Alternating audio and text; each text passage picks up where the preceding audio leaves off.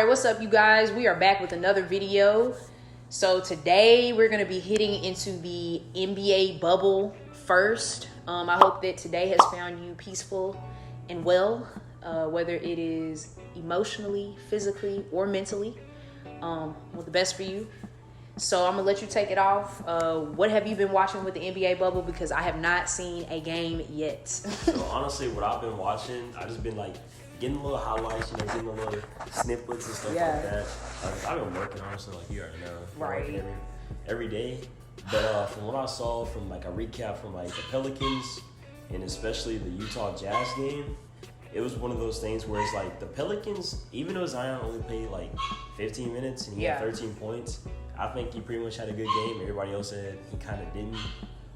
I just feel like they really didn't need him because they was already up 16 and they just fell off a cliff. Yeah. And it's like, I'm really disappointed, especially in Lonzo. I'm really disappointed in Lonzo. 4 points, that's not what we're doing here, G. But other than that, yeah, I'm really glad to see the NBA back. The Clippers and the Lakers game, we barely won, y'all. We barely won. That's really scary because like the Clippers was so underhanded, and it's like Anthony Davis has to play like that every time we play the Clippers. If we see the Clippers, in order for us to have a chance to win. See, and like I guess from like the ESPN clips, Max and Stephen A and stuff like that, it's just kind of like Shannon and Skip too. I mean, Skip. Skip. It's like I want to stop it, Skip. Honestly, truthfully speaking, it's like Paul George is that dude. Like, I don't know why people keep doing him like that. Like, folks gotta remember, like, this man, like, his Pacers team was the first team that made LeBron and like, oh, snap, wait a minute. We gotta revamp. So, I'm already looking at that as a plus side. Kawhi, you that dude. You already know what's up. Like, my family, I'm not putting names out there because I don't even want y'all doing all that, but I got a family member won a whole championship under Kawhi last year. So, for me, Kawhi is that dude. He's a robot. He is an android. He's going to get the job done. And then as far as like with the Pelicans, I knew, like, I mean, Zion, he like a catfish. Like, that man look like really, when I'm looking at Zion, y'all, it's like, Zion's like one of those like Klondike bars. He's thick. Like, the man is just thick. Like, I don't know who's taking the pictures of him. They know that man angles. That's what I'm saying. I said they photoshopped him. Man was looking like Bane, bro. I'm starting to think it was the 2K Zion this whole time. Look. I saw the photo. I said, hold up, he ain't getting no haircut in time. Like, come on. That man didn't have nothing going on. I said, he got a pimple? I said, come on, man. And I swear, it's like, I guess how I'm looking at it is like with like LeBron them, this is LeBron got cleaned up. Y'all know y'all saw that. No more gray. Hey, hairline fresh. These folks is getting ready. Boy.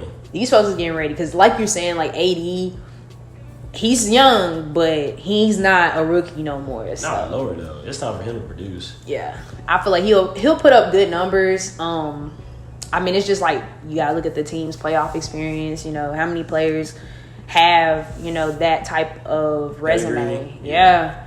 Because I mean with the Clippers, I mean you just really got Kawhi, to be honest. And then I mean you do got Doc, you got Ty Lue. I mean coaching is a big thing, but at the same time they're not the ones on the floor. Right. That's very true. I mean, I like the Lakers coaching staff. They're not as high as a pedigree, but Frank Vogel, they getting it done. Frankie V, shout out to my boy. You got us on the right track, especially defensively. I just want to see a little bit more from the guards up top, especially since like Avery Bradley's not there. I just want to say, in my Stephen A voice, shout out to Rob Pelinka. That was not the case. Rob Pelinka. Personally speaking, I like Rob. I don't have any problems with. Yeah, he deserves way more credit than what he did. This man got them together, bro. Shout out for Magic for stepping down. See, look. I'm gonna bring a whole other analogy in there. There we go. Some of y'all need to be like Magic in y'all relationships. Y'all need to quit being in these entanglements and just step down like Magic so the other person can shine. You know who I'm talking about. You know who I'm talking about. Because what that man said, it's not it's something, it's your turn. It's not your time. It's your turn. All right, so another thing that has kind of made me super duper happy during this time period, Beyonce, which is my favorite, yay. Basically, Beyonce came out with Black is King, which is like a visual album. So it's basically, I would say, like another version of Lemonade. When she does her visuals, Beyonce to me just does it better than anybody that's in the industry right now. Like, she's pretty much the best entertainer, I would say, that's alive right now. When Beyonce kind of did Black is King, I think at first I didn't really understand what the title meant. I'm not gonna lie. And then when I started seeing the visuals, I was like, oh heck yeah, because she's got like a lot of African culture. So like watching her stuff, it's showing you a lot of stuff that maybe traditionally you wouldn't have seen. I know, being from the South, we're not really taught a lot of like Black history. Like, I know it sounds really stupid, but when it comes to Black history, like a lot of the stuff that I learned was in African American history in college. Yeah. Which kind of sucks, but I just feel like shout out to Beyonce for, you know, kind of giving a light on, you know, Black lives and stuff like that right now during, you know, all this controversy and things like that. But with the Black Lives Matter, it's kind of one of those things to where with Beyonce, I feel like a lot of people feel like her and Jay-Z don't really speak on it a lot. And so I feel like this was the opportunity, you know, for her to show, you know, I'm with our people, you know, I celebrate African culture as well. You know, just in a different way because she's an artist. Yeah. So, like, speaking on both, like, the Black Lives Matter and, like, the NBA, even just, like, influencers, like, in general. Because I know J. Cole, he came out with that song, how he kind of pretty much felt, like, hurt because, like, it was, like, some, like, female rapper. Yeah, no name. Yeah, who was just pretty much calling him out and all that. But, so, like, how do you think, like, the NBA is handling bringing awareness to the whole situation? Honestly, I do see a double-edged sword sometimes with it. You've got that, you know, that end that's trying to end racism, and then you also have that end that, you know, you wonder, is the message really getting clear? You know, are we doing this more for a clerical purpose, you know, just to save face, when really deep down in our hearts we're not changing? You know, that's kind of one of the things is that you don't want to happen. Yeah. I feel like the NBA is making a great movement. Not like a movement, but like they're like moving forward with the they're taking a stance on it. Yeah, and it's not like how they're just like trying to sweep it under the rug and it's like, all right, let's just get our money, let's just play ball. They're not doing them like the NFL. I mean they're not obviously doing it perfect. I don't feel like anybody ever could. Right. But I feel like with the whole after the interviews, okay, I understand the question. I'm gonna answer the question, but I'm gonna tie it back into, you know, oh, this happened, you know, and all that stuff. Or it's like, they'll ask, like, why did you wear that on your jersey? And it's like, well, you know, I think this word, peace or Black Lives Matter or say her name is very, you know, significant because, you know, we're still living in a day and age where we kind of talked about this. It's like nothing really changed when our grandparents and our grandparents were, you know, living. And it's like, the only thing that may have changed is obviously technology, clothes we may now be able to go to McDonald's like you know. Right, like sitting in a restaurant. But at the same time, it's like you still see me as an African American, a Black male. You still see me beneath, you know what I mean? It's right, like, it's like a lower classism type thing. Yeah, it kind of does suck. Like for me with the NBA, like we were kind of talking about this earlier, with the preset things that the NBA felt like should be put on the jerseys. I kind of felt like that was taken a little too far because if you're going to give liberties, just let them do what they need to do as long as it's not profane and it's not defamation. But I mean, even with that being said, the NBA, I still commend them for doing what they're doing versus the NFL. They really don't have a lot of freedom to say what they need to say. You know, you get blacklisted in the NFL for doing the exact same thing that the entire NBA is doing, other than what did you say the young gentleman's name was? Jonathan Isaac. Yeah, Jonathan Isaac, which I guess kind of explain to them if they don't know. Yeah, so recently they only started their games like 2 days ago. So everybody that played with the Lakers and the Clippers game, everybody pretty much like was like bonded together, and they had their Black Lives Matter shirt on, and they was just, you know, kneeling down. Pretty much as like a peaceful protest, as y'all saw Colin Kaepernick and some others do. But when it came to like the Orlando Magic game, and I really can't remember who they played, But Jonathan Isaac was pretty much the only person to stand of actually out of the whole, like, it was like at the time like 4 to 6 teams that had played during the day.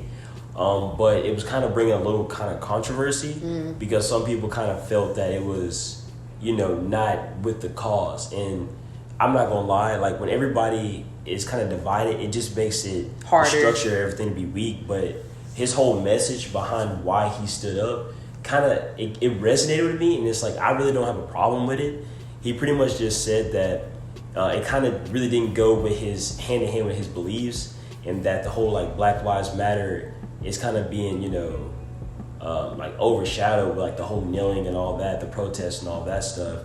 And he's just saying that, you know, being a follower of Christ, that there's other things, like you were saying, there's other things that we can also bring awareness to besides also, you know, Black Lives Matter, because there are more sins, there are more, you know, other you know, not like racial stuff, but there's like other things that need to be brought to attention that we all as a whole world need to fix. And that's pretty much what he was trying to say his message was by standing up, not trying to disrespect the whole Black Lives Matter or even his fellow, you know, coworkers, but really just standing on his own 2 feet and, you know, bringing out his own, you know, beliefs and all that. Yeah, because I definitely, I feel the same way. It's like, once again, you do get put in that middle category, being from a place that's never been compromised of what the status quo is anyways. People that know me know where I'm from.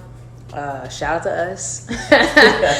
But it's not one of the most pleasant places to be from if you're for that movement, because a lot of people think that when you're saying Black Lives Matter that you're trying to exclude, when you're just trying to include yourself in the majority. You know, you're just trying to put yourself back into that comfort level.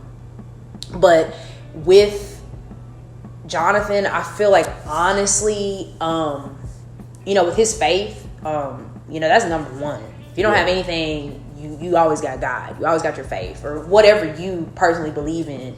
You know, everybody does their own thing, but you have to have that background first, and then, you know, other things come after. The only thing that sucks is that after his faith, he is a black man, and he's a black man in America. I was reading an article. He just said that personally his life has never been impacted for it. With that being said, had Jonathan had an experience, he might be, you know, persuaded to kind of go along more with it. Because for me, it's like if you've got all 10 fingers up and you take that one, you know, now it doesn't look right. So it's like, you know, just for the betterment of your brothers, maybe try to have a conversation with them and see, you know, what their perspective is as to why everybody is standing up, and, you know, maybe they could meet a middle ground or something. I don't know. And kind of how you were saying how like he wasn't impacted. It's one of those things. Is like, I love. You ever heard of Inky Johnson? Yeah. I love Inky Johnson, and like he has this story where he was like the first time he ever was able to ride like an airplane. He was going to like a football game, and he said that he went to the bathroom, and on like the note of the door was saying, you know, wipe off the sink or clean out the sink for the person behind you, because it's just common courtesy. Right. And so where I'm going with this is just saying, it's like, kind of like you saying, it's like, if everybody can come together, at the end of the day, it's really not about us right now. I mean, it is, but we really want to make the world better for the generations after us. Exactly. The people after us. We're trying to, you know, clean the world up just for them to, you know, live in something better, just like how Dr. Martin Luther King did for us. Right. And it only, I guess, can get better, you know, as we progress ourselves, you know, because one thing I've noticed is a lot of people are like, well, you know, Martin Luther King, you know, he died, and it's like, no, he was murdered, you know, like people have to remember that he didn't die, you know, of old age. You know, we wish we could have said that Malcolm and Martin died of old age, but unfortunately, because people didn't see eye to eye, they weren't trying to hear each other out. You know, they were compromised in their 30s, you know, and you look at that and it's like, I'm in my 20s, but I'm going to be close to my 30s soon. And it's just kind of scary. Just thinking about how that age difference isn't that much. You know, some people were making big impacts, you know, at a young age, and just to see like, you know, these young players. And I mean, even with Jonathan, you know, I still commend him for standing up for his faith, because that's another thing. You know, a lot of people don't stand up for, you know, their beliefs anymore. So either way, everybody I feel like is doing a good job, and we just got to keep pushing forward.